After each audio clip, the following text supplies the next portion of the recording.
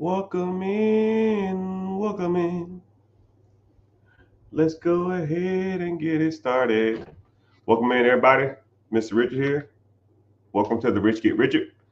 This is a live podcast, webinar, Q&A, whatever adjective you want to use to describe this. But what we sit here and we do is we talk about different types of money, different types of ways to make money, different ways to get ahead, and we focus on things that you are doing and you feel like you're doing them right, but in actuality, you're doing them way wrong.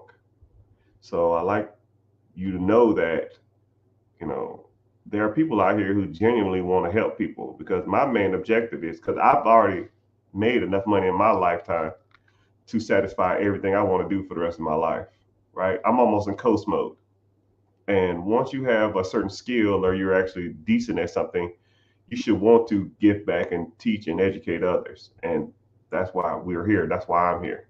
You know, I talk for free. I educate for free. Sometimes if you want to get into some consultation stuff and some deeper dive stuff, if you want me to audit your taxes, if you want to work on a business structure or work on real estate structure, sometimes when I do stuff like that, I might charge a premium or something like that. But just the Q&A just on here, social media pretty much costs most people or none of y'all. They don't cost anything to be here. So someone said, I'm so tired. I feel you, sir, or ma'am. I don't know if you're a guy or girl. But we have all been there. We've all struggled. We've all had adversity in our lives. The only difference between successful people struggling and adversity and poor people or middle class people is that when they struggle for a reason and they struggle with a purpose. So I'm gonna kind of break that down a little bit too. So let's think about that. You struggle. I have struggled. The only difference is that when I struggled with an objective. I struggled with a purpose. I've struggled with a goal. I've struggled with the anticipation of being somewhere better. If you are going through your life and you're just doing the day-to-day stuff and you're paying your bills and you're going to work and you're dealing with family stuff or you're dealing with, going to the gym, you're doing all that stuff, but what's your grand scheme? What's your main objective? What are you doing as the big picture? And a lot of people can't even answer that. If I asked you, what do you want to do with your life? And people say stuff like this. I'm not even making this up. I can't even exaggerate some of this stuff. I want to get money. I want to get money. What do you want to do with your life? I want to get money. I want to be paid. Like I want to be rich. Like I don't know what that means, right? And if I can't define it and other people can't define it, then more than likely you can't define it. Like I said, struggle with an objective. What is your objective? If you're going to go to work every day and you're going to live check to check and you're going to deal with people that you freaking hate, you're going to deal with a boss you freaking hate. Why? Why are you doing this? It's because society told you to do this? Because you want to do this? You want to go to work? You want to wake up at 5 o'clock in the morning? You want to deal with traffic? You want to damn talk to somebody that you freaking hate, at your job that smells weird, or somebody that gets on your nerves, or a know-it-all, or a boss that don't do shit. That's what you want to do. That's your choice. And a lot of people are going to say, well, I do it because I have to. I mean, you don't have to do anything. Do whatever you want. You don't have to be here now. You can leave. You can just stroll up and go to the next person. It doesn't make a difference. Your life has choices, regardless if you think so or not. And just like whenever you get that income coming in from your job, what you pay and how much you pay is a choice. If you live check to check, that is a choice. You can choose to live below your means. You can choose to not eat as much, eat out as much. You can choose not to have a $800 car payment. You can choose not to have a BMW. You can choose to have a Honda, right? You need a BMW. You need an SUV. You need a car payment. You need Netflix. You need to eat out. You need to go to the club. You need to take a vacation. You need to go out of town. You need new clothes. You need new shoes. You know, all choices. This is where it gets good, people. Your choices dictate what you don't choose, though. If you make bad choices throughout your life, then your life becomes harder. If you get $1,000 car payment, you have to work harder at a job to pay for that car.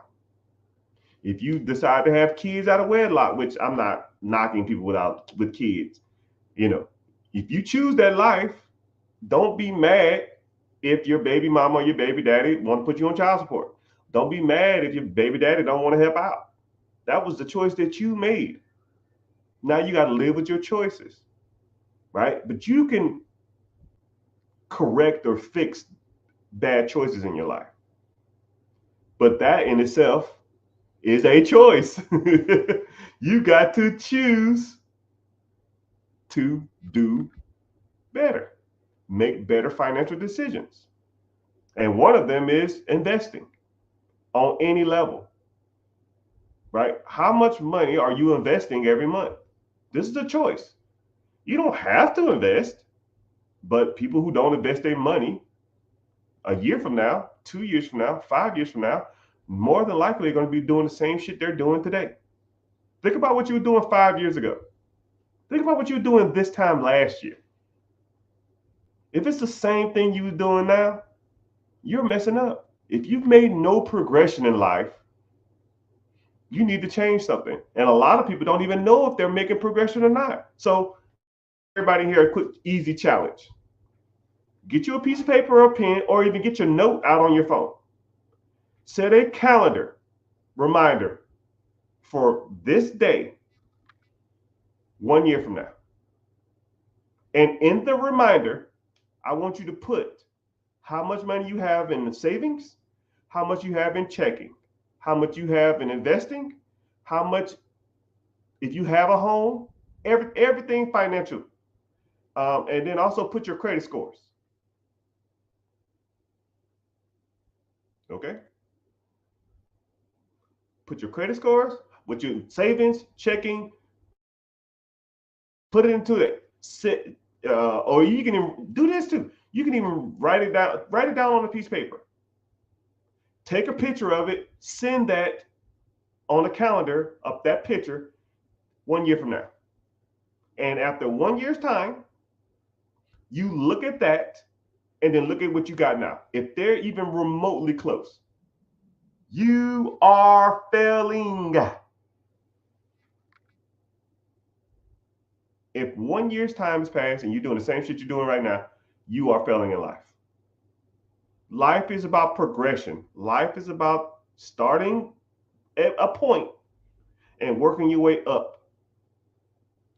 Your point in your life is not to be stagnant. The Creator did not create you to be the same person you are every year for the rest of your life. You know, it just doesn't. What's the point of life if you're not progressing in it or thriving in it? The Creator, whatever you believe in, wants you to have more. There's an abundance of money out here. The government prints out money every day. Billions of dollars are printed. Billions. Look at what I'm saying. Think about what I'm saying to you. There's billions of dollars being created. Now, money is not going to be just destroyed. They take the money and they throw it into the system. And now it's your job to go out there and get it. It's going somewhere. When you go to bed tonight and you wake up tomorrow, $1 billion will be printed.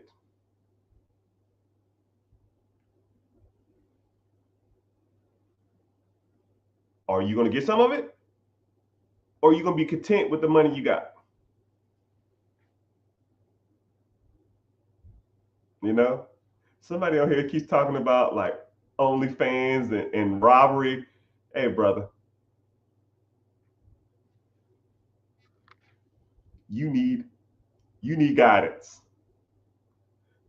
If your only avenue of thinking is OnlyFans, selling drugs, robbery, you have a poor person's mentality. How about some real estate? How about using the bank's money to go buy Airbnbs? How about using the bank's money to buy cars and put them on Turo? How about buying an existing business? How about a Dunkin' Donuts? You talk about drugs. What about buying a pharmacy? Let's do that. Let's buy a pharmacy. And every time we service somebody, we get $3 or $10 or $100. Let's do that. Or even a nightclub. Thank you. Use that brain for more in the hat rack. What about a nightclub? Like you want a strip club? You want to talk about drug dealers and robbing and stuff? Cool, I get it. What about a nightclub? You think the person who owns that nightclub out here spending their money on Hellcats, Gucci, Louis? Hell no. He see the people that come in the damn club spending $500 to $1,000 on liquor that he bought from up the street for $30. He or she probably don't even drink. I want you to think about that. He or she probably don't even drink. And y'all throwing y'all money, spending money on alcohol, making it rain, thinking y'all the coolest thing in the world, while he's taking that money back to his community. He's probably not a black dude, probably some Middle Eastern or Asian dude or a white dude. Because those are the kind of guys who owns the nightclubs, who owns the strip club, who owns the exotic clubs.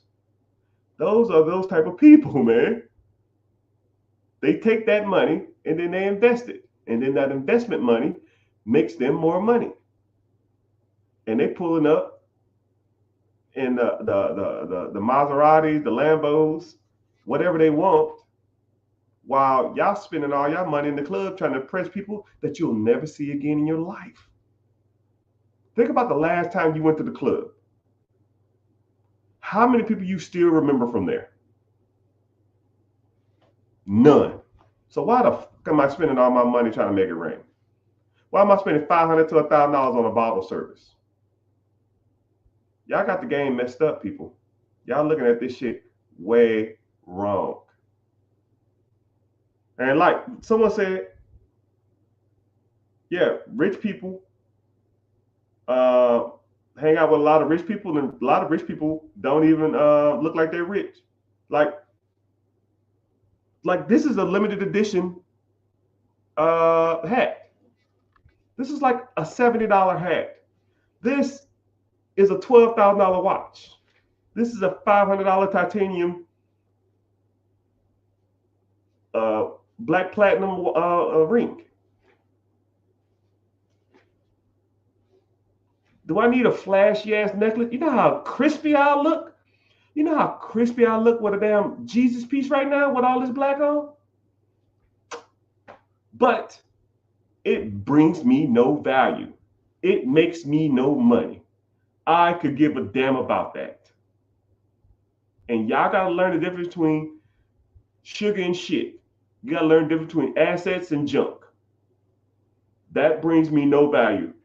This watch is 14 years old and it's worth every penny I paid for it 14 years ago, or however long I got it ago, maybe like 10 years ago. It's worth the same amount of money, you know?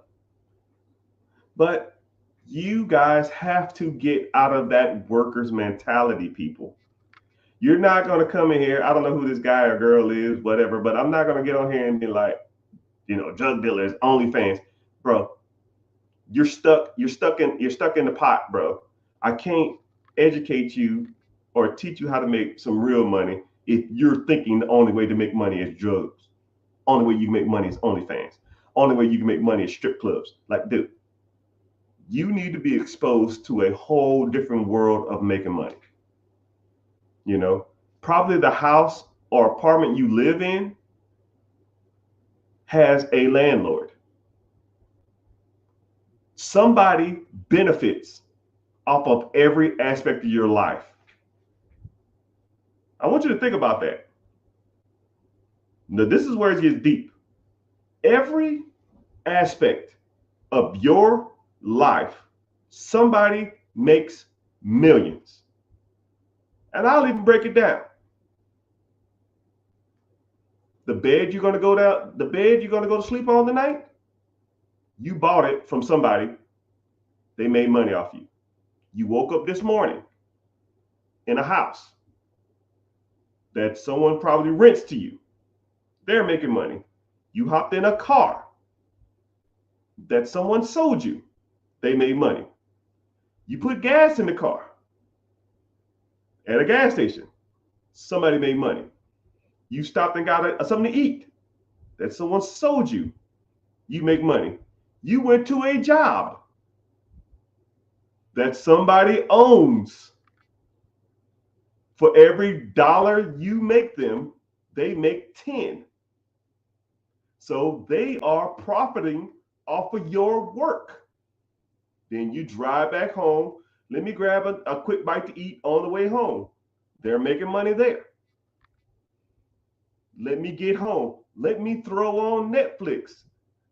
They make money providing you a service.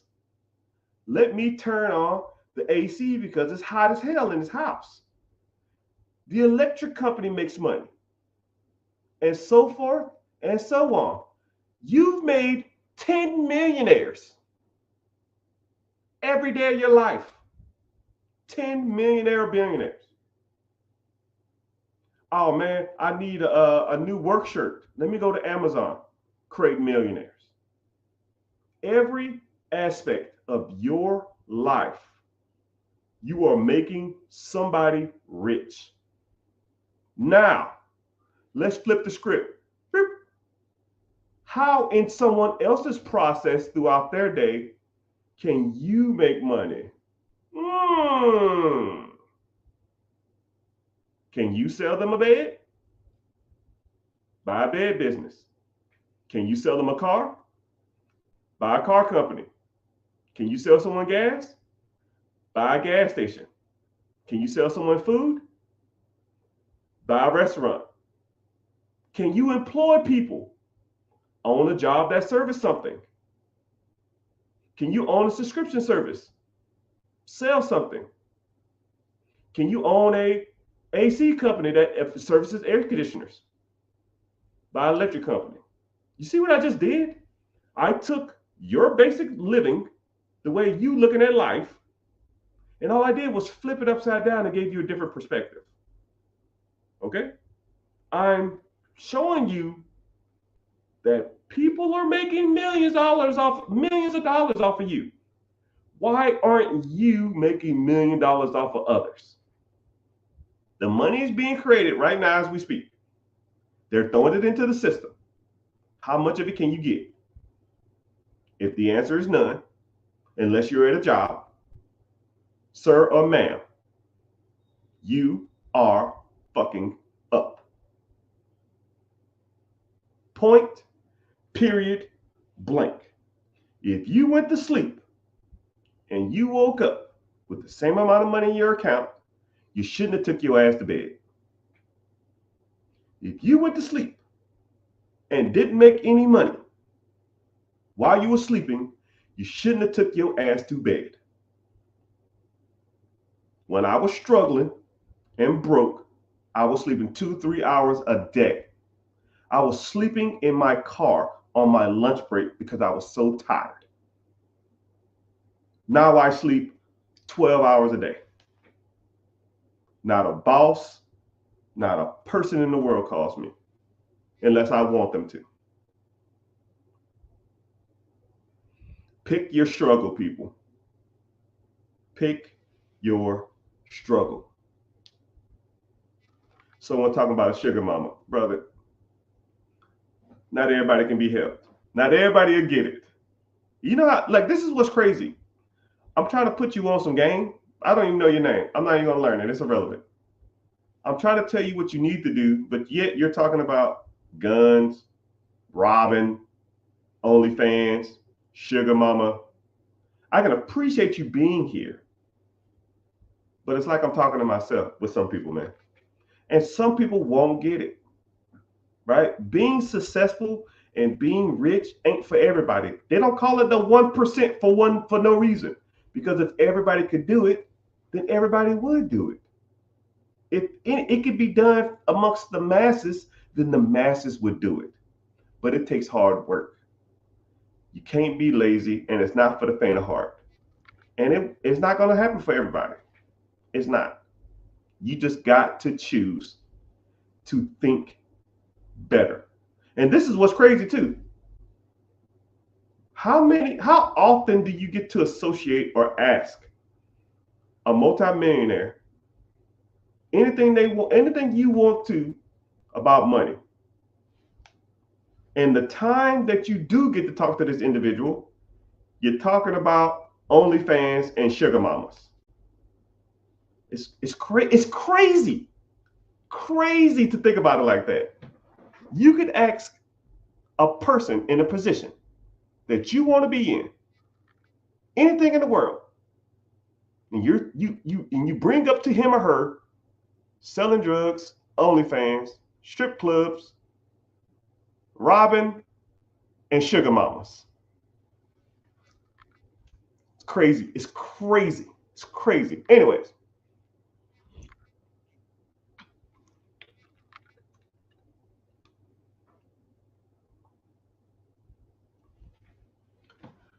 Welcome in.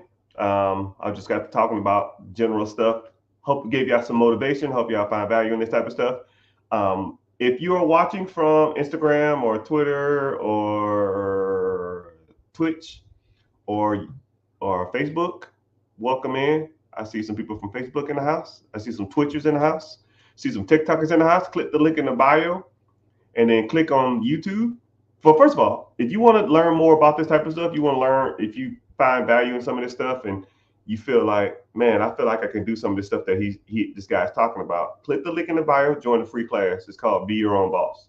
And also too, if you want to watch this from YouTube, they pay me to be here. Everybody else don't pay me to be here. All right. So go to YouTube, type in The Rich Get Richer. You'll see the live, click on it. If you want to follow from there, that's fine. If you don't, just watch from there and it's fine. Actually, I see your questions. I see your questions first when you comment on YouTube. So it's a lot easier for me to get to y'all questions. But let's get to some Q&A, because that's how we do it here, right? How do I feel about a Dairy Queen or a Grills or Dairy Queen and Grills? Yeah, they're franchises. They could be. It depends on, like I tell you something. Okay, they're not bad. It's just, if I'm gonna do a Dairy Queen or something like that, there's a couple of other things that I would lean towards before I do a Dairy Queen. When you think of like restaurants or you think of fast food, Dairy Queen never comes to mind. You know, I can name 10 fast food restaurants off the top of my head, and Dairy Queen wouldn't even be one, right? Taco Bell, McDonald's, Burger King, Wendy's, Chipotle, Chick-fil-A. I mean, you see how like Dairy Queen doesn't come to mind? So why would I want to invest in a Dairy Queen? Because Dairy Queen is like to me, it's like a third or fourth tier type of establishment. So if I was to do a restaurant or a fast food place, Dairy Queen wouldn't be it. But if I was to buy a Dairy Queen, it would have to be doing some serious numbers for it to be worth it, and it would have to be a price that's actually worth it. right? If they were selling it for 300,000 and it produced $200,000 a year in cash flow to me, oh shit, I'll run that, right? But a lot of people think I know what I got, I know what I'm sitting on, and then they overprice their crap, and then I'm just like, nah, I'm good. And generally, whenever those typical certain individuals who own those type of establishment, they always overvalue their stuff. I'm not gonna get into like the demographic or something like that, but you know what I mean. You can fill in the blank. But yeah, but there's and also too is a franchise. Whenever you're dealing with franchise, you have to pay a franchise fee, you have to pay an ad fee, and all this kind of stuff. But you do get help, you do get assistance, and I do like that aspect of it. So they're not bad, but there's other things that I would look into before I get into Dairy Queen. But if you're interested in that type of stuff, man, I can break down franchises, I can break down restaurants, I can help you start a restaurant, I can help you get into a non-franchise restaurant. It just depends on what you want to do. Okay, good question though. I I've got done real estate. I don't know what I mean, but I want to, I've done. I'm assuming you saying I've done real estate and I want to get into business. Should I focus on buying a business or focus on real estate? I am. I call myself the options man, right? I like options. So if you have a certain amount of money or you have money that you want to devote towards something, figure out the easiest way to deploy that money and or the most cost effective way.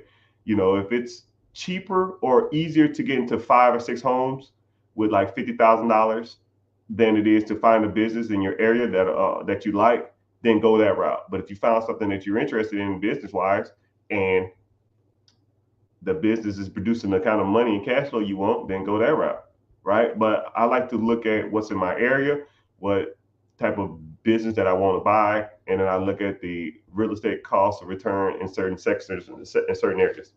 But that's a good question though. But everybody's different. Every state is different. You would have to look at what you kind of want to get into. And if you're doing good at real estate, just keep rolling with the real estate thing. And then one thing, I actually talk about that in my free webinar. Click the link in the bio, join the free class. I talk about if you wanted to get into real estate, the pros and cons of it. And if you want to get into buying a business, the pros and cons, because there are both. One has better tax ramifications, one has better cash flow, one has better depreciation, and the other one requires less down payment.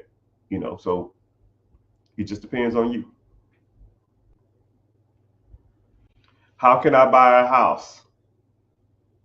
I only have 1 year of tax returns from my company. Well, sir, if you wanted to buy a house, that's almost your 1 year tax return is kind of all you need if you know what you're doing. But there are programs out there to help individuals who want to buy a house. So you learn about the programs and you can kind of go from there, and or you learn about down payment assistance for these type of houses. And then, or you find somebody who has, you find loan programs to help people who only have a year worth of taxes. But even if your business only has 1 year of tax returns, you have 2 years of tax returns because you probably worked for an employee before. You can use those to fund your real estate deal. But you probably didn't even know that. And one thing about my tax business or the tax business that we own, we can review your taxes to see how much house you can even qualify for. And I don't know if you have a S corp, C corp, or a Schedule C, or not Schedule C, sorry, S corp, C corp, sole proprietorship, or LLC, or however your business structure is. You know, some of that stuff will make a difference. But we'll get into it. You know what I mean? How many SBA loans can you open per year? You can open up an SBA loan every 9 months, not to exceed $5 million in total debts. Someone said, I'm listening to a dude in a blazer and a Lacoste hat. Yeah, well, this Lacoste hat probably costs more than everything in your house. I'm sorry. On a house. Yeah. But you know, I hate not having hats. So I always wear hats. And this is what's crazy.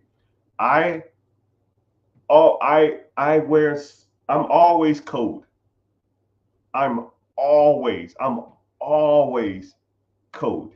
I walk around with a blazer or a like a polo style zip up all day long, all day. Like I wake up, I'm no exaggerating. I wake up, I put on a blank T-shirt, and I put a blazer on top. I have probably 30 blazers, and I wear them like jackets. Like it's just a jacket to me. Like I walk around the house, like I'm literally laying on the couch under a blanket in a blazer, right? If you look close enough, you can see my dog hairs. Because my dog, I don't know if y'all heard me earlier, my dog lays on my blankets. And then I put the blanket on me and it gets on my shirt. I mean, that's just the way it is, right? I mean, I literally wear this all day long. And if I have to go somewhere, I just leave like this. I'm in Home Depot, Lowe's, Target, the movies. I'm in, so if you ever see me and I don't have a blazer on, it is what it is, right? And then, like I said, if I'm out somewhere and I see somebody I know and they say, "Hey, how you doing, sir? Hey, let me get a photo." Now I look presentable, I look decent, and I wear this all day long, literally all day long. I check my mailbox in this. I mean, except the gym, I'll always have these on. But it's like a regular jacket. It's just like a regular coat to me. Someone said, "Oh yeah, how many businesses can you open up every year?" Yeah, not to exceed $5 million in debt, and or you can open up as many businesses as long as you don't have exceed $5 million in debt, and you can get an SBA loan every 7 to 9 months if that's what you want to do. But if you are in the community and I teach you how to evaluate deals, you shouldn't even be open. You shouldn't even be looking at a second deal for at least 2 years. You should be looking at your second deal. If you bought a business, you should be looking at a deal probably every 2 years, because it takes about 2 years to either recoup and or start making real money. Because you want to take all the money out of the deal, and you never want to take money out of one deal and put it to another. You almost want to recoup your money first. So let's say, for example, you bought a business and you put $50,000 down, right? And let's say that business is making you $150,000. Okay, year one, you're taking your $50,000 out. Don't take the $150,000 of income you made, leave the $50,000 in the business just to go out and buy another business. Like that doesn't make sense. Get your money out of the deal first. Get your down payment out of it.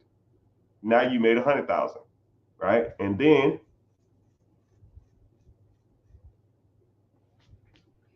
you take the $100,000 and you pay off all debts associated with that business. Not like pay off the loan, any type of like existing debts that you have. That's not the SBA loan. And then if you want to, you invest the rest of it, and then you can start living on some of that money too. And then year two, you don't have to pay back the $50,000. Now you can save up $50,000 to put down on another business if you want to. But now you're in year two, close to, almost at the end of year two. That's how I would do it. That's how I try to teach people how to do it. But sir or man, what kind of business you got? How much you make? Because majority of all bills, majority of home loans are contingent upon your debt to income ratio. How much money did you make last month, or how much money you made last year? So if you ain't got enough to afford the house, it's almost irrelevant anyways.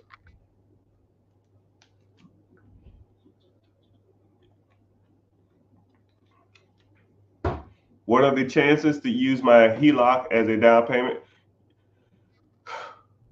Okay, I'll tell you like this. The banks hate using debt to buy more debt. It like throws off their balance sheets. But your debt, your money. JG Wentworth. It's my money. I do what I want, right? If you want to, I've heard of people using SBA loans to buy houses, down payment on houses. I've heard of people using I've heard of people using HELOCs to fund houses, fund more real estate houses. I've heard people use it to fund their business. I heard people use HELOC to buy a business.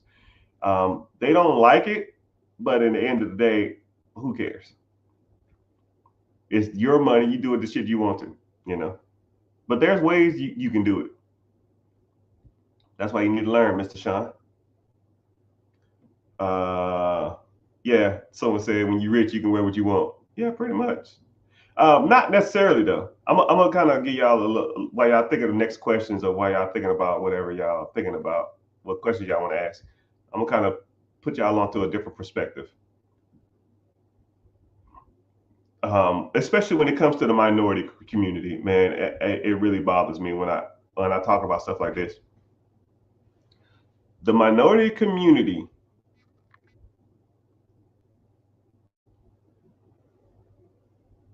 values appearance first. They don't value what you're saying. Okay? And it really shouldn't be like that. And we're one of the only type of people that do that. So if let's say I didn't have a blazer on, let's just say I had a regular t-shirt on and the t-shirt was kind of dingy. Let's say the t-shirt had paint stains on it all over because I was painting a house or something like that. Hey, congratulations on the wedding. I hope your wife knows she got a plan for life and ain't no bull crapping. I hope we do it, part. Anyway, that's another story. Uh, if I dressed down, right? I know people out there who are worth millions, tens of millions of dollars, who teach people how to make money, and they show up in sweatpants and t-shirts and backwards hats. And they're not black. And their community eats every word that he says. But if I dressed in some Walmart hoodie or some shit, a backwards hat, a scruffy beard, looked all, y'all wouldn't know, half the people wouldn't even be in here now. It's almost like I have to get through a layer or a barrier of looks with certain people before people even acknowledge who I am. And it shouldn't be like that. It really shouldn't. I've seen people on social media with, I'll go to their lives and they'll have 600 people in there. It'll be a white dude sitting in front of his house with a pair of $5 Walmart shades and an old dingy t-shirt. And his message is not even as powerful, as potent, or as worth it. It's not even worth the listen. Like, it's just regurgitating shit he probably heard off social media or something like that. Or there's no value in there. It's just talking. Be 1,000 people in there. And then somebody like me, I'll wear like suit jackets and I'll be presentable and I'll have to enunciate my words. I have to focus on what I'm saying so I don't sound like an idiot. And I barely scratch the surface. It shouldn't be like that. It really shouldn't, but it is, right? It's an uphill battle for minorities. And the hardest people on me is not the outside community, it's my peoples. And it shouldn't be like that, but it is.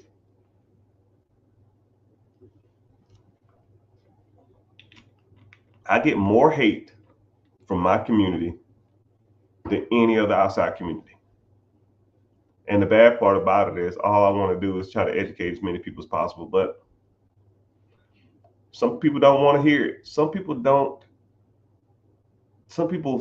processing and some people's systems can't even process the fact that there are genuine people out there. People always think that people want a handout. People always think that people trying to get over on them. People always think that I'm coming from a position of trying to hurt you. Like, not everything in the world is a money grab. Not everything in the world is a place of I'm better than you, right? And it's kind of sad, like I said, I get on here all the time and I talk to anybody and everybody who got a question about finances, right? And I'll answer you specifically, right? I'll meet people that just get on here and talk vaguely. I can sit on here and talk about mindset all day if I wanted to. I can sit on here and talk about motivational. I can do that for 3 hours if I wanted to, but that doesn't help you.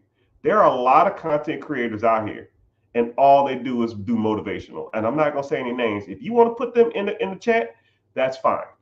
And I'll say yes or no or something like that. But you ever heard some of these people talk? You gotta have it. You gotta want it. You gotta have the dog in the fight. Who's gonna carry the boat?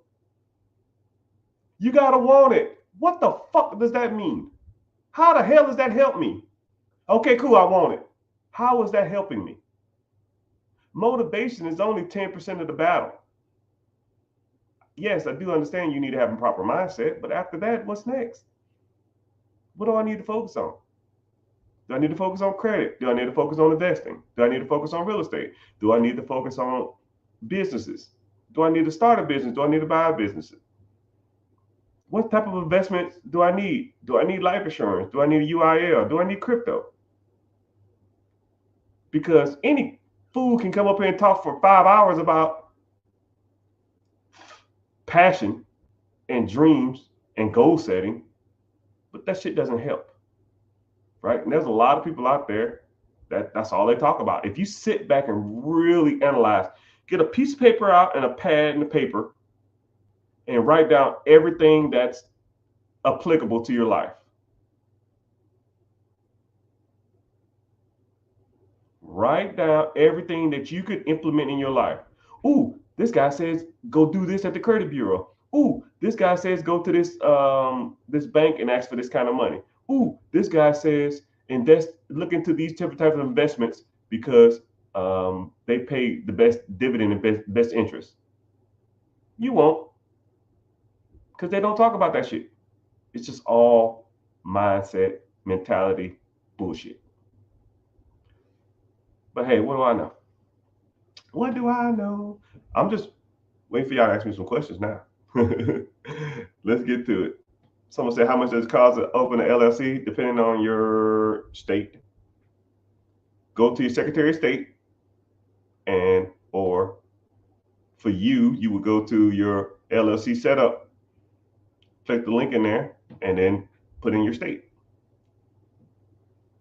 Boom. See, that's practical. That's applicable. That's tangible gain. Any of y'all can go do that. Search Secretary of State, LLC setup for your state. Fill out the form. Wow. Boom. Rocket science, right? Rocket science. We're talking about rocket science. Is there value in tiny homes? I have 5 homes on a lot. Is that considered commercial? Okay, you asked 2 questions at once. Is there value in tiny homes? There's value in anything. 1, 2, if you are renting them for more than you're paying for them, then yes, there's value. If you bought a tiny home for $50,000, will it be worth $500,000 10 years from now? Probably not. You're probably going to be a tiny home is almost going to be worth the value of what you paid for it. Actually, probably be worth a little less. A tiny home is almost considered to me like a trailer or a mobile home. Mobile homes really don't have that much value. Mobile homes are worth the land that they're on. So if you have land and the mobile home, you got something. If you have a tiny home sitting on a lot, then you ain't got nothing, right? You just have the tiny home with a lot of the mobile home, and it's only worth what someone's willing to pay for you. You know, $5,000, $10,000, and then they got to pay a $500, $1,000 lot fee. So the lot with mobile homes on it is commercial. Mobile home lots are considered commercial lots, depending on how many homes are on there too. If it's considered one resident, you're getting like technical jargon now. but I don't know the significance. I don't know the relevancy. Maybe for funding or financing. I don't know. 4 homes that are considered one resident is because it's financed at a residential cost. 5 homes,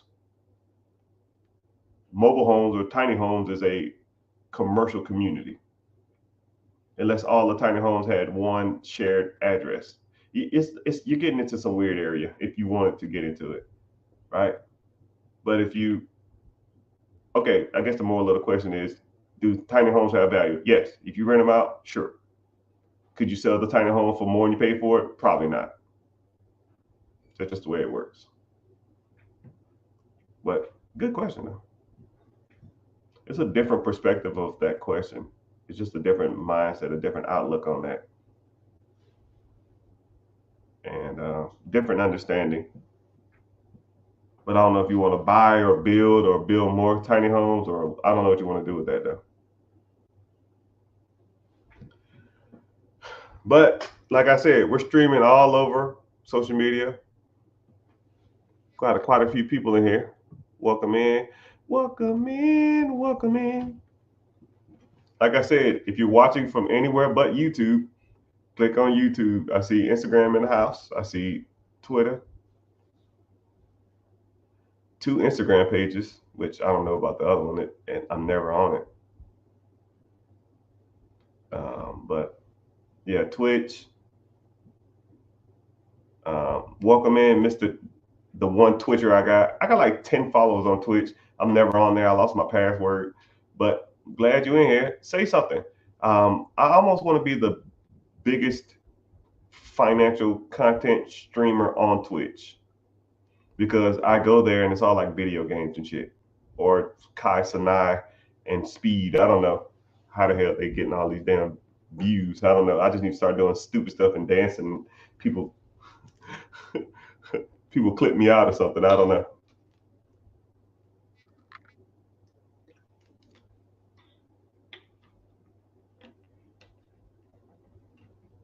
But welcome in. I appreciate you being here. But yeah, we're streaming Facebook, YouTube, TikTok, Twitch, Instagram. We all in the house. We are all in the house.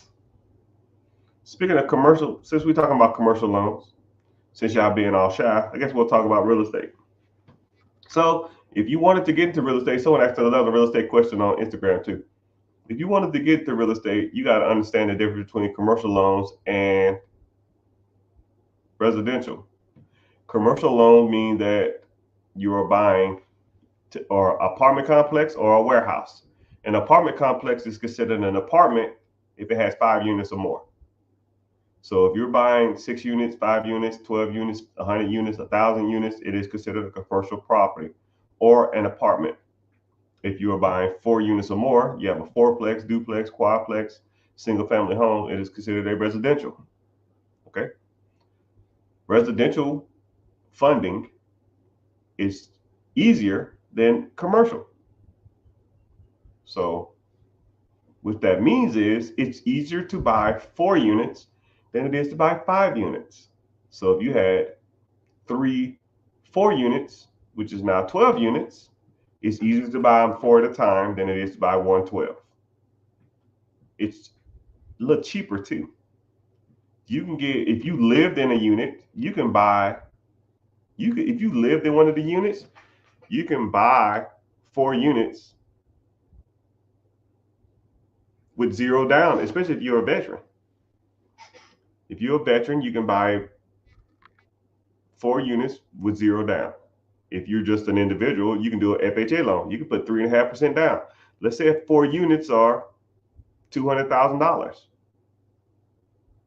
$200,000, and that's $7,000. 3.5% of 200,000 is $7,000. You're gonna finance the 193, and let's say your payment on 193 is $1,500. If all 3 of the units are written out for $700 a piece, 700, 700, 700, you live in one, 7 plus 7 plus 7, that's 2,100.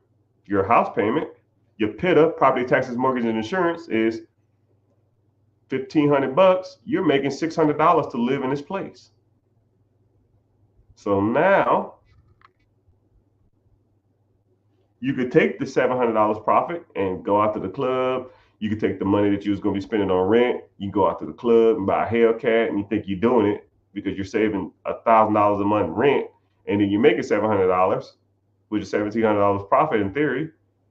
But somebody who knew what they was talking about would just pay the mortgage like it's just a house payment. You take the $700 from each house, which is now $2,100, and now you invest that. And don't live off of it. Don't go to the club. Don't go eating out. Don't get no scat pack. That's dumb, right? You barely getting your feet wet. Now you spending the little money you got on dumb shit.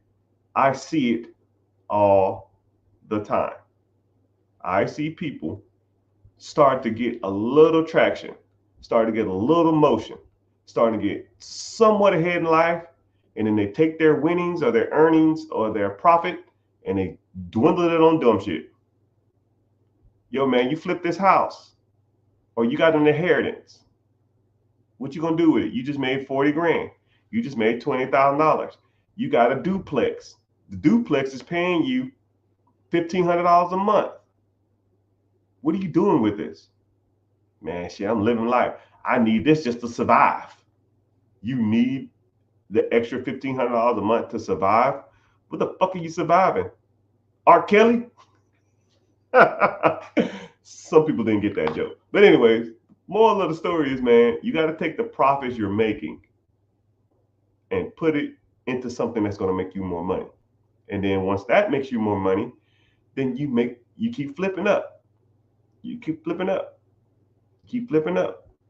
And then till one day you flipped up so much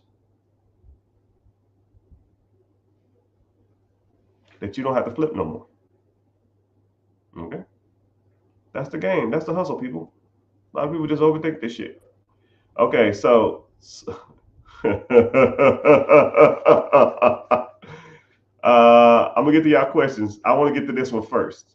Somebody said, I want to buy a Challenger and put it on Turo. Let me help you out. Better question. Why? Out of all the cars in the world, why a Challenger? Why a Hellcat? Why a Scat Pack? Because you want to drive it on the weekend and stuff? I thought like Scat Packs and shit like that is like, I think they're like top 3 stolen cars. Do you want to buy the car to make money? Or do you want to buy the car so you can drive it and make money on the side? I mean, that's like, if you're going to do it to make money, a Challenger is not where it's at. I got a buddy. I wish I had my phone available. He has 15 cars. And they're all cars that you would never think that to put on Turo. There are the bottom of the barrel, barely go. See, that's your problem. Because you want to be cool and try to make money on the side. Throw that cool shit out the window, man. Fuck being cool. Fuck a Challenger. If you want, I'm gonna tell you something, man. I've driven and been in all the cars, every car you can imagine. Challengers and Hellcats and Durangos, those shit don't turn heads. Lamborghinis, Rolls Royce, Cybertruck will turn some heads. Those type of cars turn heads. Make enough money to buy a real head turner, not a fucking Charger. You know, and then also too, my buddy with 15 cars, dude, Honda Civics, Nissan Centuries, uh, Jeep Compasses, freaking minivans. He has like 3 caravans. Are caravans cool? No. I don't know if I drive a fucking caravan. But now my buddy makes about $250,000 to $300,000 a year, renting out 2016, 2015, 2014 cheap ass cars. He buys them. You know, think about it like this. Let's say you bought a Challenger. Okay, let's say the Challenger is 50,000. You know how many 2014 Nissan Sentras I can buy for $50,000? Let's say you have the Hellcat. Your payment is $1,000. Okay, $50,000. Let's do this. $50,000 cash. You bought a Challenger, Hellcat, or whatever the fuck them shits are. You rent it out for $100 a month, $100 a day. Okay, $100. Let's say you rent it for 15 days. That's $1,500. Wow, that's some good money. Wow, that's good. You go buy a Nissan Sentra, 2014, $8,000. You rent that shit out for $40, $45. I'll make it 50 just to make it easier. $50. You rent that shit out for 15 days. That's $750. You buy a Dodge Caravan for $9,000. 80,000, 90,000 miles, 2014. You rent that out for $50. Now you're at $100. So you spent $16,000 to make the same amount of money that you would make on a Hellcat for $50,000. Stop me when I'm wrong. Anybody? It's damn near 100 y'all ain't. Stop me when I'm wrong. Now I can go buy a little Honda Civic. I can buy a Honda Accord. I can buy a Honda Pilot. I can buy another Caravan. And I bought 5 cars with this. I bought 6 cars with this $50,000. And now I have a fleet of cars. Now instead of $1,500 a month, which is $17,000, $18,000 a year, which you're not quitting your job with an extra $17,000, $18,000 a year. Now I got a fleet of cars that's probably making me $40,000, $50,000 a year. Now, $50,000 a year, we making some moves. We get some motion now. But if you just want to go out and buy a Hellcat just to be cool, be my guest, sir. Be my guest. And then it is the top 3 stolen cars. A lot of people ain't out here stealing no damn Honda Pilots. People ain't stealing no damn Caravans. People ain't stealing no damn Nissan Sentras. They fucking stealing them Hellcats. And then you rent it out 3 months from now. Some damn idiot named Pookie. You rent it to some 19-year-old. He doing donuts in the damn middle of the street. Because I see it on Instagram all the time. And now he done balled out your tires. And now you try to sue his ass. But he used a damn credit card with no money on it. Now you got to sue his ass. Now you got to replace $500 tires.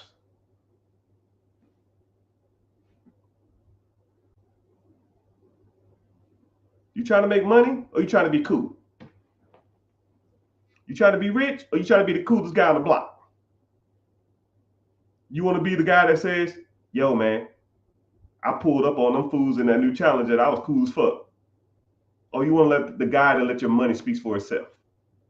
Yo, man, when last time you seen old boy? I don't know, man, but every time I see him on social media, he talking about buying a new car for his fleet.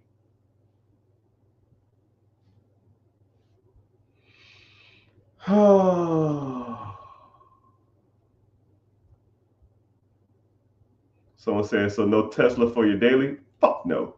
I'll drive that damn minivan every damn where. But people don't understand struggle. People don't understand delayed gratification. You know, people don't. I mean, I was worth millions, and I had a 2009 Toyota Prius, man,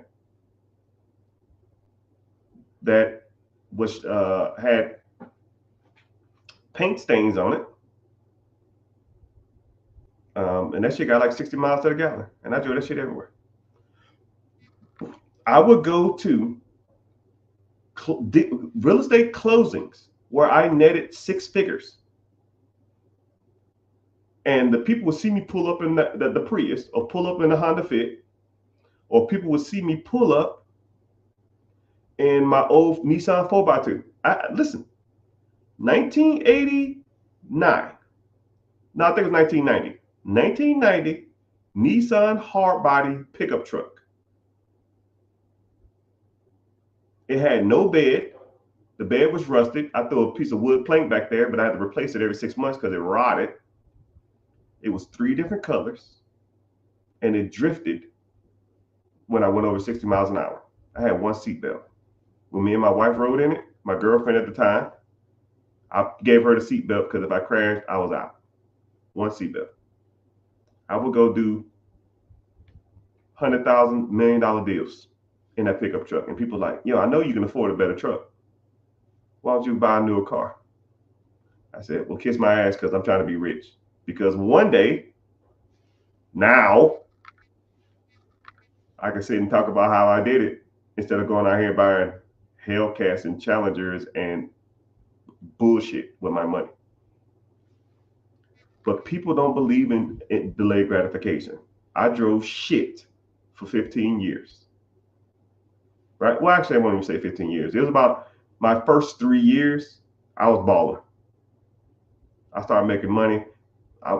Club, Louis, Gucci, Rolex, Escalades, Tahoes, Audis, Lexus, Mercedes. I bought all that shit. Rolls Royce, bought it all up. And I was just like, why? Why? Why am I spending the money that I struggled so hard to get to impress other motherfuckers who could give a damn about me? Yo, I see you too, sir. You have to start looking at the big picture and some of this stuff, man. You have to start looking at your purpose. What's the whole point of this, man? Purpose. Why are you doing it? Why are you working every day? Why are you going and waking up at 5 a.m. to go deal with some ass clown who don't know half as much as you? That one employee, one coworker who's annoying as hell. Or deal with traffic for an hour and a half. And y'all talk about a commute. When I was in the military, my commute was 45 minutes to work. And I see you, B. 45 minutes to work, an hour home.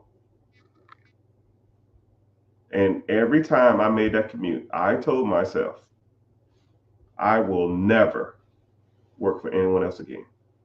Never work for anyone else again. That commute in itself burned in my mind. Let alone when I got to work and I'm dealing with bullshit all day that didn't progress me in my life or make me any more money. The commute itself, I would ride. I would get in my car and I would turn off the music, turn off my cell phone. One with my thoughts, telling myself there's not an amount of money that someone will give me for me to have to commute and deal with bullshit I don't care about ever. You could offer me $1 million a year salary and I'll tell you to fuck off. You couldn't do it. I could not. I cannot. I will not do that again.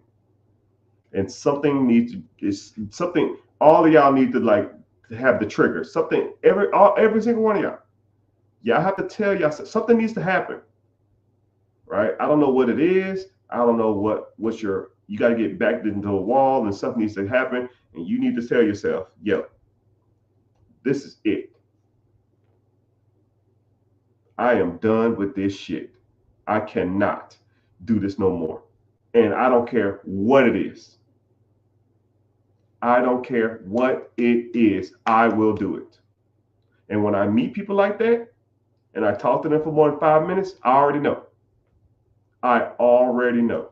I say, yo, you gonna make it. Hey, Mr. Richard, I'm ready. Okay, cool. Why you say that?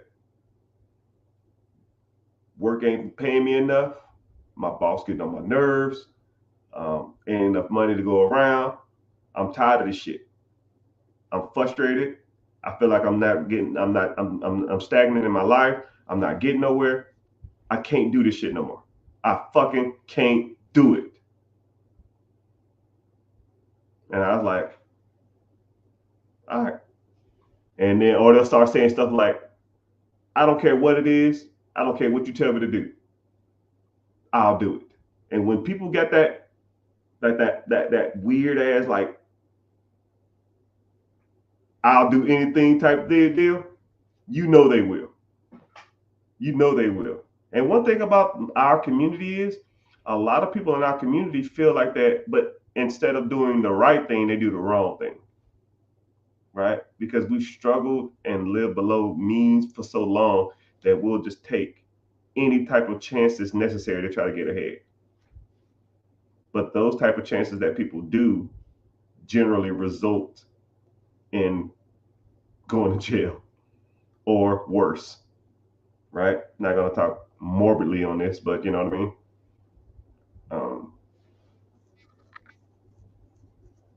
But I ain't gonna say I can respect it, but I can also kind of not necessarily appreciate it, but I can see the drive. You know, people against their back is against the wall and they want a way out, right? They're just choosing the wrong avenue. And then this is what's so crazy is that sometimes when I get people in the community, or I get a one-on-one, or I get a consultation with people, the more comfortable they are, the harder it is for me to get them to do something, because people associate a little comfort with success, or they get comfortable and they don't want to do anything to progress because they think that that's the answer, or they feel like, oh man, I've struggled for so long and I'm kind of getting ahead and I don't want to go back to struggling again. But majority of money progression doesn't work like that. Money progression typically goes up. It generally or rarely goes down if you know what you're doing. So, and then the bad part about it is, say if you took everything you got and you had to start over again, right? If you have the necessary skills, the attitude, and the mental fortitude to get ahead, you can do it again. You can take all the money I have now and start me over, and I'll be right back on top. 6 months. Right back. Because I already know what I'm doing.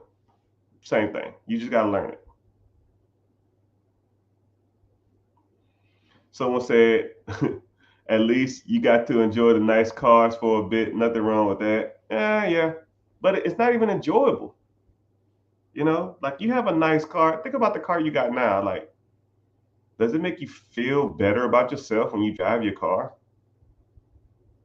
Like who cares? That should get me from A to B. I don't care. I don't care. You shouldn't care either, but people do. I don't know why. Someone said, if I have $20,000, should I save? I have $20,000 saved. What do you think I should do? Real estate or businesses? I think you should click the link in the bio and join the free class, because I talk about different ways to buy businesses. I talk about different ways to buy real estate, and I talk about the pros and cons in them. Come to the free class. It's Wednesday, 9 p.m. EST.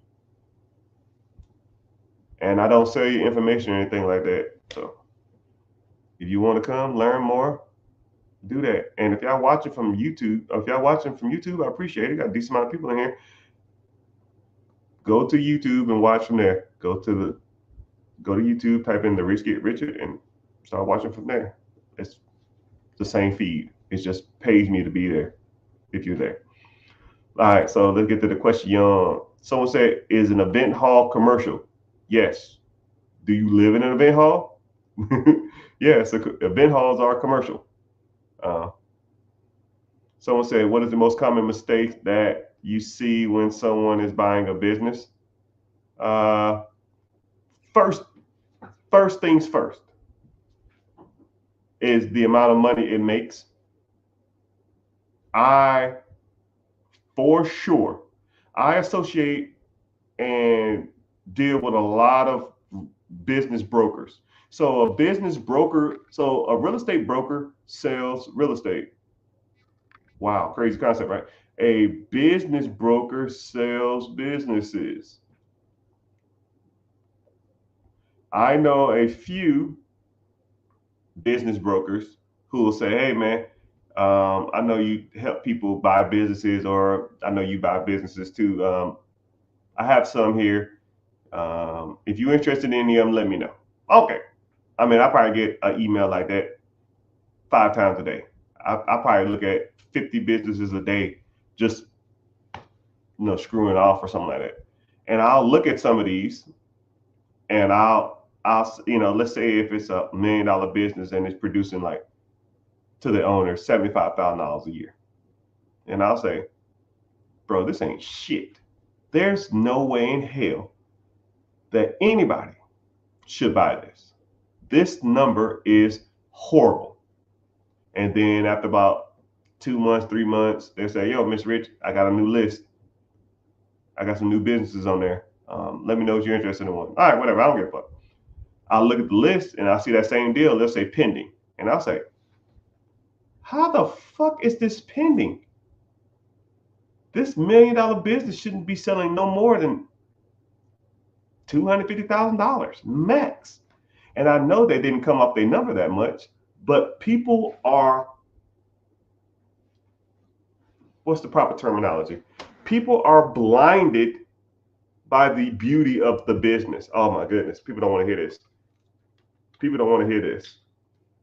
People would rather have a business that's beautiful, that doesn't make any money, than a business that's ugly, that makes a shit ton of money. Say that again. I'm not telling you this because this is something I just make up. This is what I see all the time. People love the idea of a business more so than they love the ideal of making money. Like think about like a Gucci handbag or a Louis Vuitton handbag. People love the idea of Gucci or Louis or Hermes bags more so than the practicality of those bags. Now, if I went to Walmart and got a bag, that Walmart bag, if it was 100% leather, would probably last just as long. And I paid $100 for it. Would last just as long as a $3,000 Chanel bag, just as long, if not longer. But people are in love with the idea that a Chanel bag makes them feel than about the price that's associated with the Chanel bag. Okay? When people have businesses for sale, people are in love with certain business ideas more so than the fact of the bag of the business itself. Like any type of like beautiful business, they fly off the shelves, and people buy them wrong. And that to me is a common mistake. So things like, so if y'all want to just give me a comment and tell me what y'all feel or what y'all think, industries that are like beautiful or people that are like, man, that seems like it'd be so cool. Those type of industry, anything that people brag to other people, "I own a blah blah blah. I have a blah blah blah." Any of those, anything like that, those are common mistakes because people overpay for that shit because they want to be cool instead of want to make money.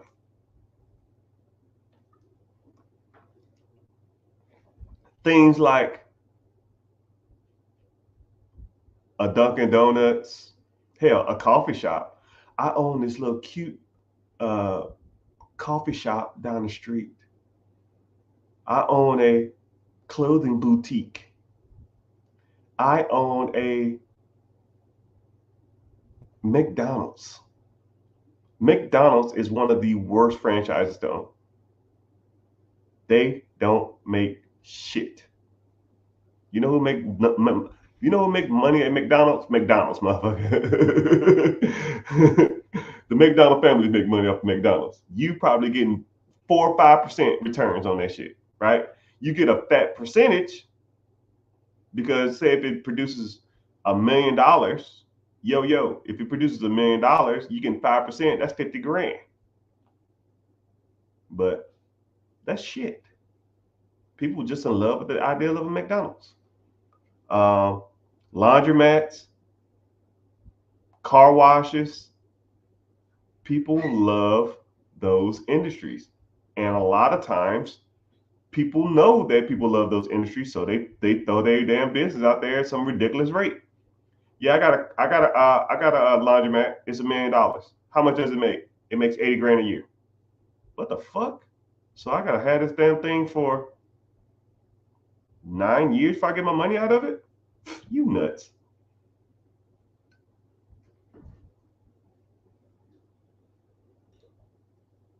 Somebody said most franchises, not necessarily. Not necessarily, but you need to learn. Franchises sometimes can't be that bad. Sometimes franchises are okay. You just got to know how to evaluate. But I'll tell you something too. Every student or every mentee or every consultation that I've ever done, everyone, every single one will say, "Yo, I have um, I have 5 businesses that I want to buy." And I say, "Okay, cool. Before you have them right now, copy paste. Yep, cool. Let me show you how to properly evaluate a business." And I show them numbers wise why some things are good and some things are not, why this makes sense, why this doesn't. And I generally 99% of the time don't get any backlash because I'm financially showing you why certain industries make sense. I'm financially showing you why this does make sense. And then they'll say, "Okay, damn, that's pretty good. I appreciate that. Okay, those 5 businesses, send them to me now." Cool. Look at the 10 seconds. Wow, never mind. This sucks. Yes, it does suck. Next. It's a little better, but wow, this is not that good either. Yes, it sucks because people are in love with certain industries and the ideal of certain businesses instead of loving the money and financial aspect of it. Okay? And you got to learn. And I'm here to teach you. Link in the bio. So, anyways,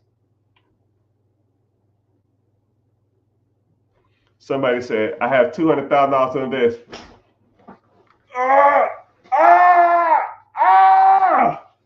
What I'm about to say, people, anybody who know me, anybody who know me,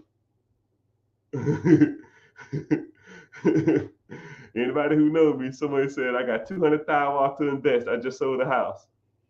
Could I should I buy another foreclosure or such?" Brother, you, my friend, anybody who knows me know what I'm about to say. Brother, you must be new here.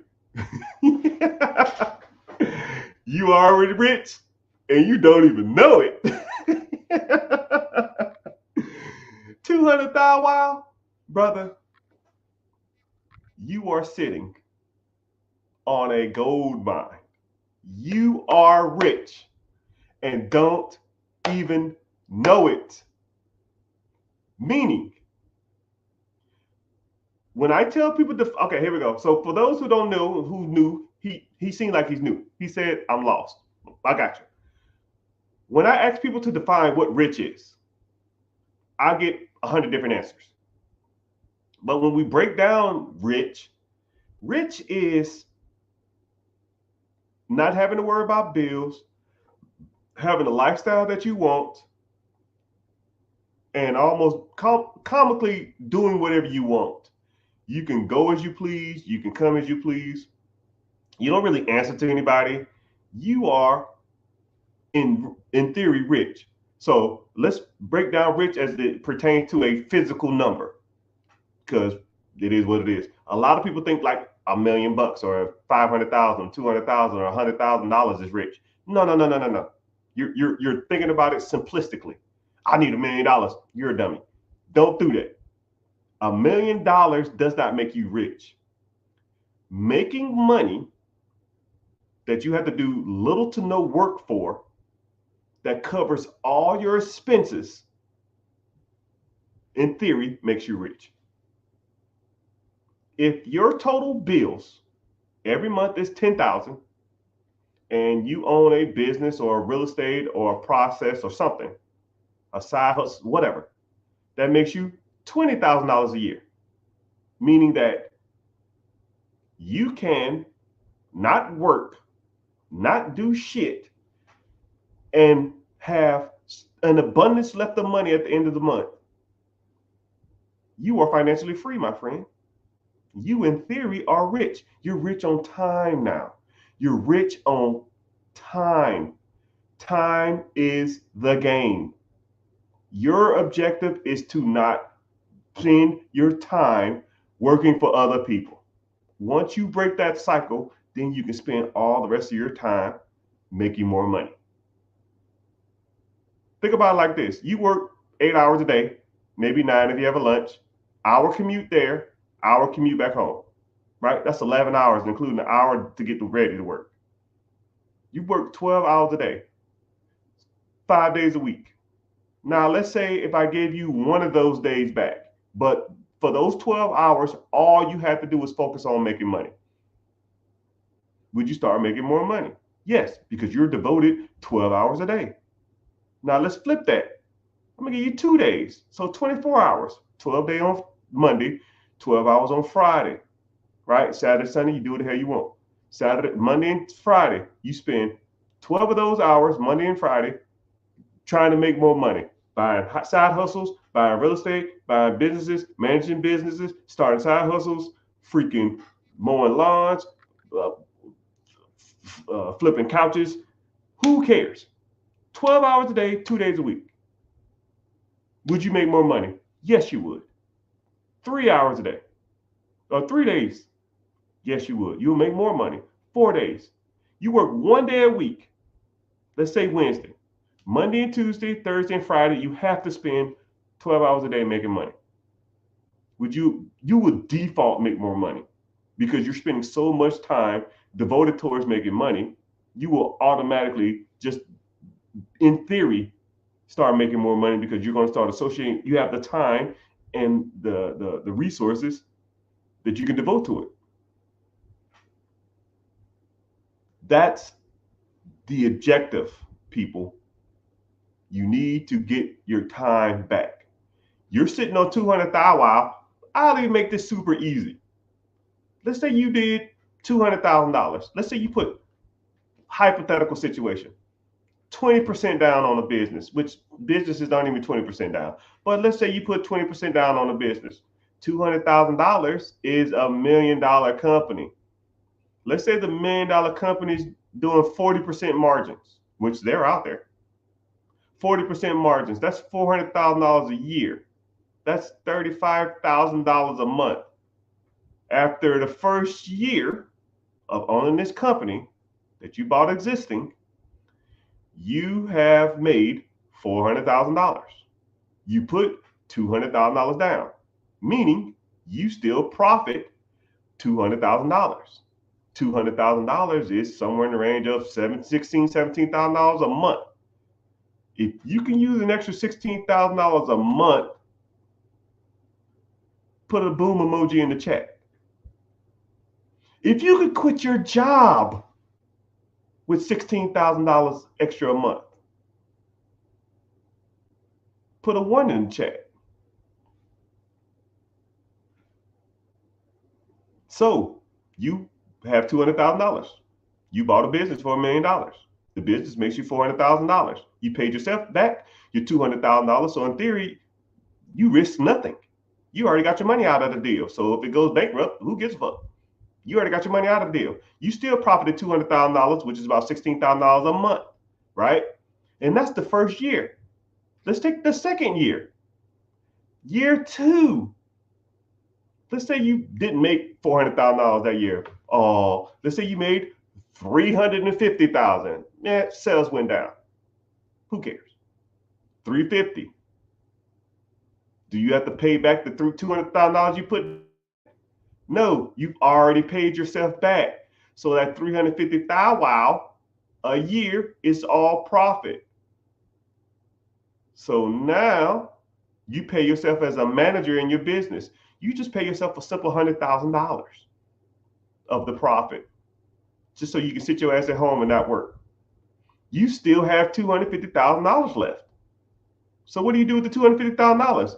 You go buy a house, you go to the club, you buy some Hellcats, some Chargers, some Gucci, you take a vacation? Fuck no. You buy another $1 million company. Boom. So now you're in year 3.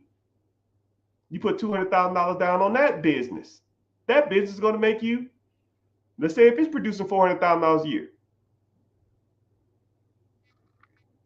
in profit, you're going to pay yourself back the $200,000 you borrowed from yourself. But you still make a $200,000 profit. So now you got an extra $200,000. But business 1 produced you $350,000 year 3. So now you got $250,000. You got $200,000 from business 2. You got $350,000 from business 1. So now you made $550,000. You pay yourself $100,000 as an employee, but you're still sitting on $450,000. So what do you do now? You go buy the Hellcats, you buy the Chargers, you buy the Durangos? Fuck no. You take the $450,000 of profit and then you invest it into an ETF, mutual fund, index fund. Let's say the average stock market returns is 10.1% since the Great Depression, 1933. That $450,000 is going to make you $45,000 in interest a year.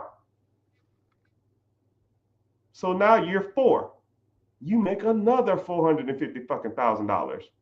And then the $450,000 you got in the ETF is going to make you $50,000 more dollars. Now you're sitting on $900,000 in 4.5 years. That's going to produce you 10%, $90,000 a year that you don't even have to fucking work for. On top of the $100,000 you pay yourself as a salary. Now you are a millionaire in 5 years off a $200,000 investment by owning 2 or 3 companies, people. So when I say to you, you are already rich and don't even know it, I'm not talking to hear my fucking self, because I've done it. That's why we're here. I'm trying to school y'all. But hey, I can lead the horse to water, but I can't make him drink it. Say word. Say word. For those who are new here, when I say word, y'all put word in the comment section. Say word. Word. Word.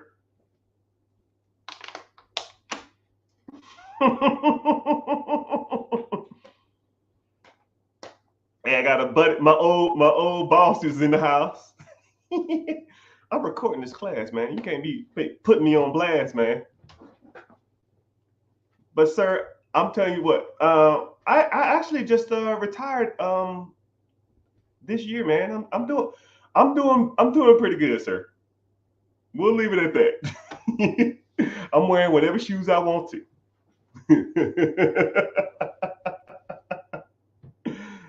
I hope all is well, man. I hope you're doing good. You still down in good old South Kakalaki? Hope you're doing great, man. You know, I knew you would. Hey, man, I was cheap as hell. Drive that old ass pickup truck. Hey, remember me and you used to talk about we used to talk about buying them old school trucks, trying them cheap ass trucks in India and sent them over here. We still need to do that. Them little Tata tutus or whatever the hell they was called.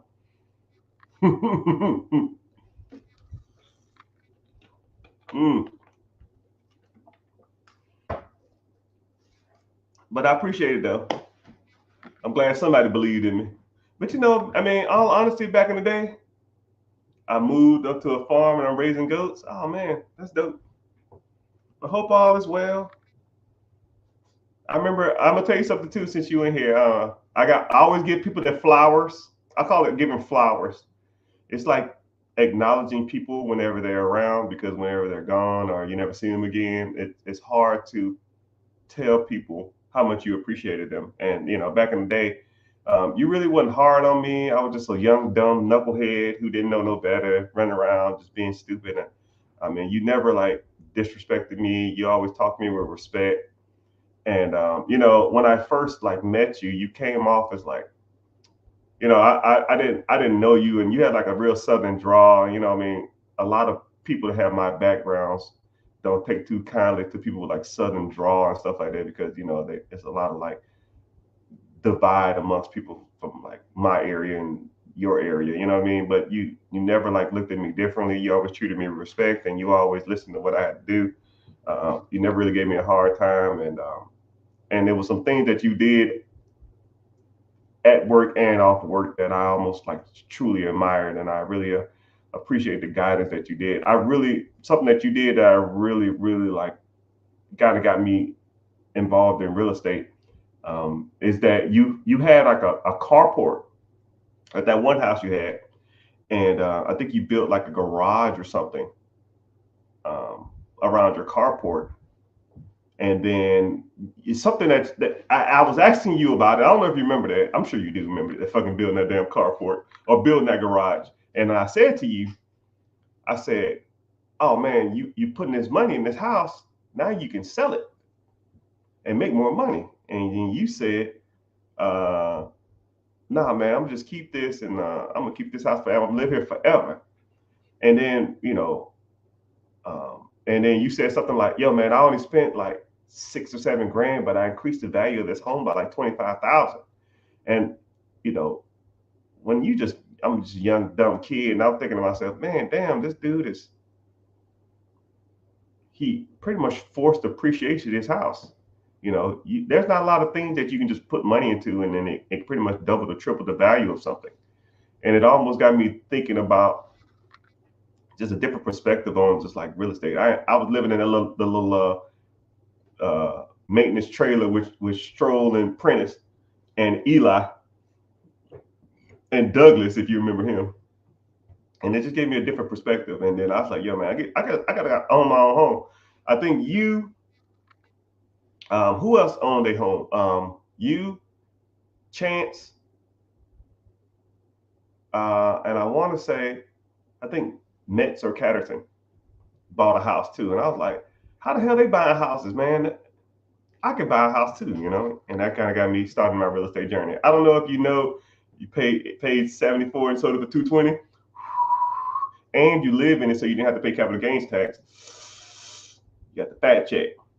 But yeah, man, I really appreciate you as a role model, almost like a bigger brother figure. And you know, I never told you thank you for everything, but I really appreciate you for giving me some guidance and wisdom and being hard enough on me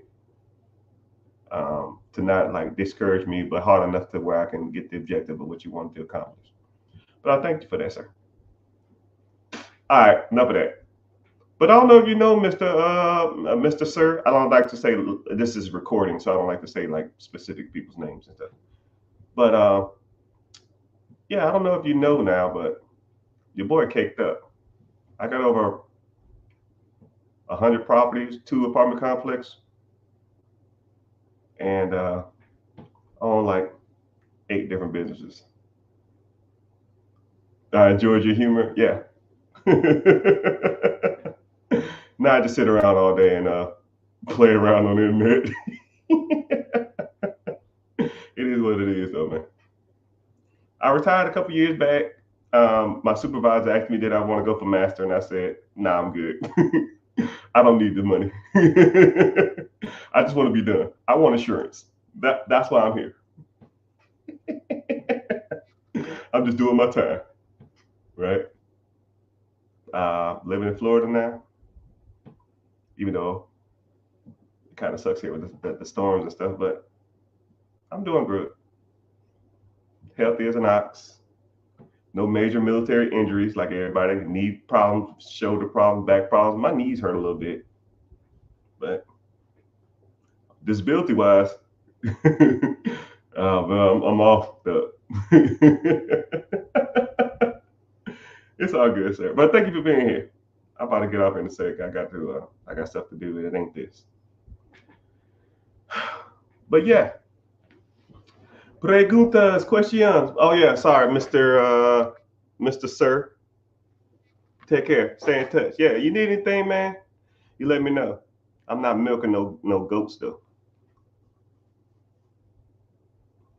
I made a small fortune in that small town, man. I back in the day, man, I was buying houses in the hood. I think you retired by the time I started getting into it. I think you was out of there. But I started buying houses in the hood for 20, 30, $40,000, and I was them shit's making me about $1,000, $1,200, $1,500 a month now. Cut that check.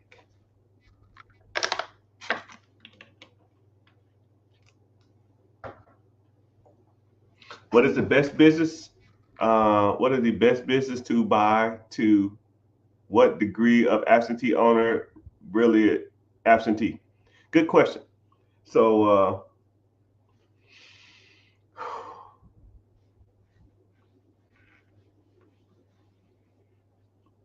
whenever you have, I want you to think about where you work and how often do you ever see the owner? Because contrary to your belief and contrary to your understanding of money, somebody owns that process. Somebody makes money off of you working there. Okay? Somebody makes money off that process. How often do you see that person, him or her, in that process? Let's say you work at Walmart. The owners of Walmart, do you think they bag groceries? Do you think they clean up on aisle 5? No, they own the process that makes money. And the same thing can be said with a lot of businesses. Think about your local Chipotle. How often do you see the manager there or the owner? You don't see the owner because the owner hires managers, and you have multiple levels of management. You have a GM, then you have assistant manager, then you have shift managers, and then you might have a team lead, and then you have associates or employees. That hierarchy or structure is pretty much prevalent in all different types of businesses and avenues. You know, it's everywhere. And think about your role at your job. You probably are an associate, you might be a team lead, you might be a shift lead, you might be an assistant manager, or you might be a general manager. But the owner doesn't need to be there. The owner controls the process. Sometimes owners can be there. You have owner operators. And sometimes they're semi-absentee. Sometimes they come in on the weekend. Sometimes they might show up on a Friday. Sometimes they might show up on a Monday, do inventory. Sometimes they might do the bookkeeping. Sometimes they might just walk around and see if the damn place ain't fell apart. Sometimes they're just completely absentee. It's the manager's job to tell the owner what faults or what problems is going on in the business. And if you have a good dynamic with your managers, then your managers will tell you everything you need to do. You don't have to be there. You can Skype or FaceTime with a manager. Hey, we open at 9. It's 7:30. You're already there. Walk me through the building and let's just tell me what's going on. Yeah, we got a leaky faucet here. Okay, cool. Did you call anybody to come out and look at it? No, I will though. Cool. Add it to your list. Right? That's the manager's job. Ensure that that building is running flawlessly. And then the manager's job is to ensure that that business is running flawlessly. And then the manager's job is to ensure that that business is making money. Because if that business don't make money, then the manager don't make money. And if the manager don't make money, the assistant manager don't make money. The assistant manager don't make money, then the leads don't make money. And if the leads don't make money, the employees don't make money. And then everybody loses their job. I lose my investment, you lose your job. But the bad part about it is when I lose that business, I'm not broke. When you lose your job, then you got to find another job. So you do your job right, and I'll do my job. I'll pay the bills, and you make me money. And when I make you money, I'll pay you a paycheck. It's a great dynamic. It's a great exchange. You do a service, I pay your bills. You want work-life balance? I don't want none of that. I want money. You want to get off at 12 and go to your kid's recital? Cool. That's fine. Right? I'll work 24 hours a day and make millions. I don't need the balance. I want the money. Some people want the balance. Some people want the money. Now I have both. Well, better than most. Somebody asked, how do you get started buying businesses? You got to learn, my guy. Link in the bio. Go to the link in the bio. It should be a Stan Store link, or it should be my website, therichgetricher.com. It's going to be one thing to click on. It's going to say, be your own boss. And if you're interested in credit, business funding, investing, real estate, Section 8, Sub 2, lease options, you're interested in that stuff. Buying businesses, scaling your business, evaluating businesses, Turo, whatever you want to talk about, we'll talk about. Click the link in the bio, join a free class, and then we'll go from there. Especially Mr. 200 Thou Wow, you need some help. 200 beans, bro? You rich and don't even know it. And then the bad part about it, Mr. 200 Thou Wow, if you're still in here, comment if you're still in here, Mr. 200 Thou Wow. If you don't even have to put $200,000 down. We could put $200,000 in a brokerage account, an investment account, and then you can take a loan out against the investment account, and then use the investment to fund your business deals. So in theory, you're not even risking any of your money. It's nasty work out there, bro. It's nasty, man. Shit done got serious. Man, the shit done got serious.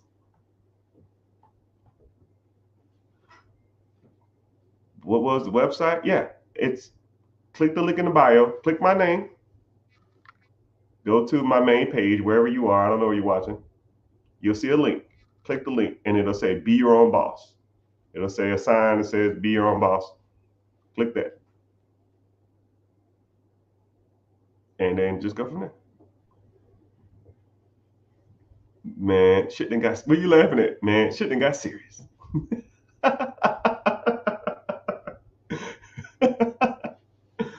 La, da, da, da, da, da.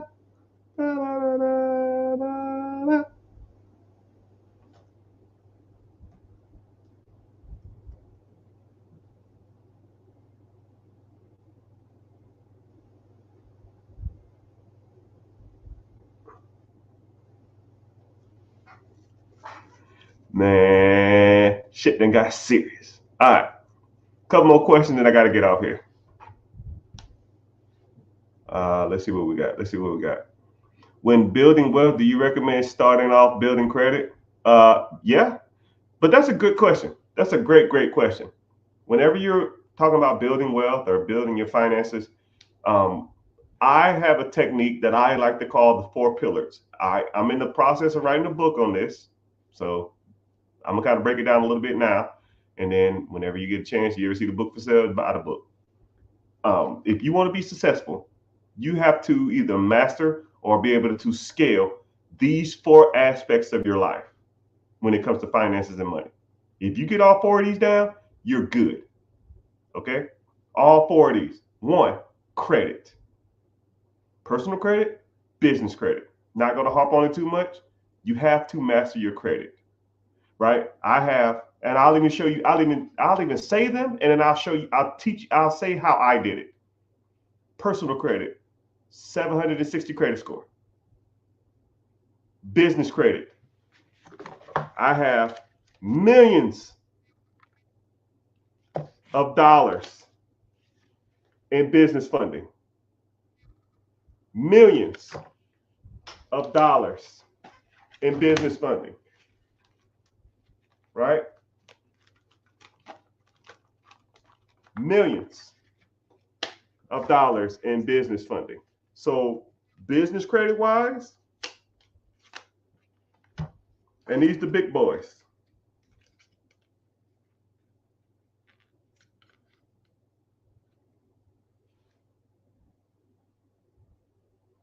These the big boys. This is $2 million worth of lines of credit, people. $2 million. Now, I'm asking you a serious question. If you had access to $2 million of credit, what would you buy? But you had to buy something that make money. It's rhetorical. You didn't even got to answer. It's irrelevant. Just think about it. $2 million worth of credit. And that's just on these 3. And that's just on these 3. That's not including the ones over here. Master credit. Next, investing, mutual funds, ETFs, high yield savings accounts,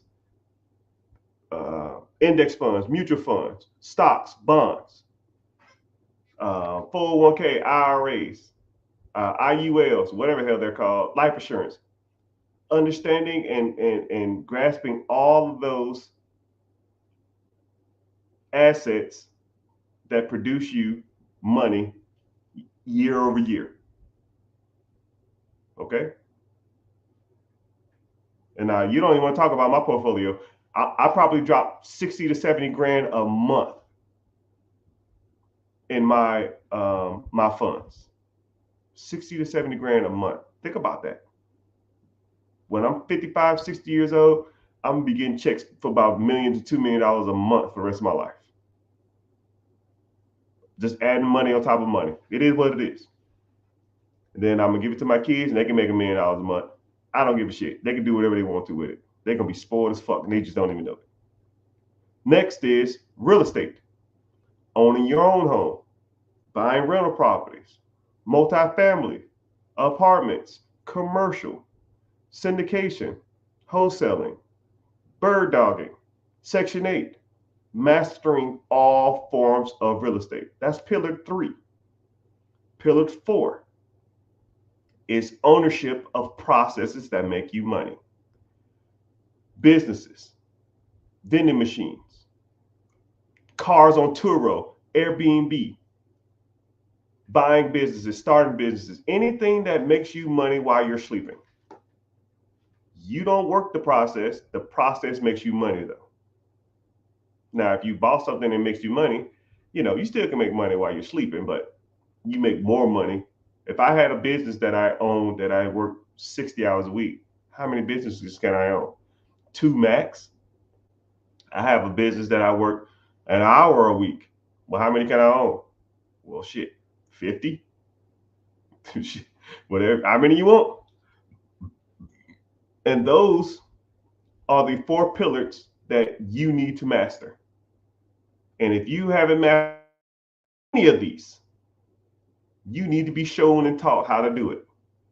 And congratulations, I'm here to teach. So if you're interested, sign up for the free class. Click the link in the bio. Join, let's get started.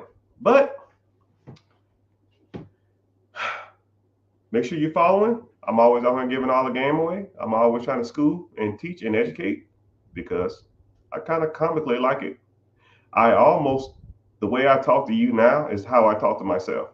You think I'm hard on you guys, I'm twice as hard on myself. And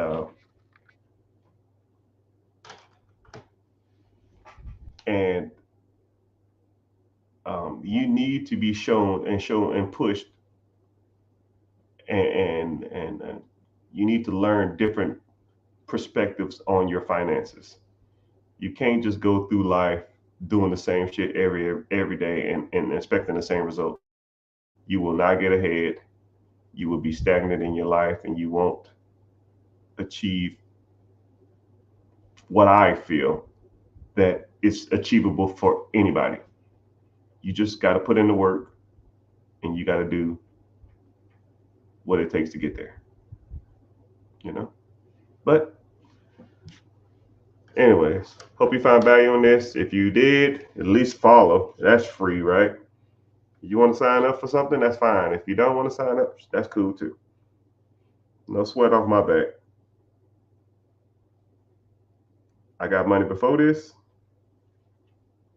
I got money after this. It don't make me no difference. If you want to change your life trajectory, let's get to it.